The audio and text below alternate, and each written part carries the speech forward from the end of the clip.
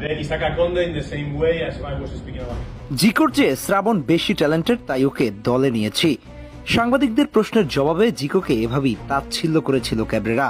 আজ তার শখের প্রিয় ছাত্র দেখিয়ে দিল যেমন স্যার ঠিক তেমনই তার ছাত্র। লাফিয়ে উঠে বলের ফ্লাইট মিস করে যাওয়া সেট পিসে অযথা উপরে চলে এসে ক্যাব্রেরার প্রিয় ছাত্র তার গর্বিত হওয়ার জবাবটাই দিয়ে দিয়েছে বোধ হয়। ক্যাব্রেরার ট্যাকটিক্স নিয়ে ভিয়েতনাম ম্যাচে বড় মার্জিনে প্রশ্ন তোলার সুযোগ এনে দিয়েছেন। যেখানে তাদের ডিফেন্সের মূল অস্ত্র তপু বর্মন নেই, সেখানে শুরু থেকেই হামজা চৌধুরীকে ডিফেন্সে নামিয়ে এনে হাইলাইন ডিফেন্স মেইনটেইন করার চেষ্টা করেছেন প্রথম থেকেই, যা মোটামুটি আত্মঘাতী সিদ্ধান্তই বলা চলে। কেননা ম্যাচের প্রথমার্ধের 17 মিনিটের মধ্যেই হাইলাইন ডিফেন্স মেইনটেইন করতে গিয়ে ম্যান মার্কিং এ ভুল করে সেট পিস থেকে জোড়াগোল হজম করা শেষ হয়ে গেছে বাংলাদেশের। একই সাথে তার কিছু প্রিয় ছাত্র ফাহিম, সোহেল রানা যেন তার নিত্যদিনের সঙ্গী, যার ফলস্বরূপ গোল হজম করতে বাংলাদেশকে খুব বেশি একটা সময় নিতে হয়নি।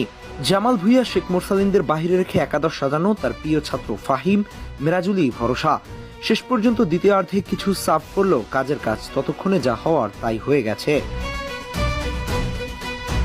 এই ম্যাচে প্রাপ্তির খাতায় শুধুমাত্র মিডফিল্ডার সমিত সোমের বাড়ানো দারুণ কিছু থ্রু বল, হামজার বেশ কিছু ডিফেন্সিভ অ্যাটেম্পট, ফাহিমের একটা one target shot.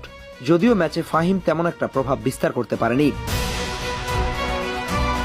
Asian cup qualifier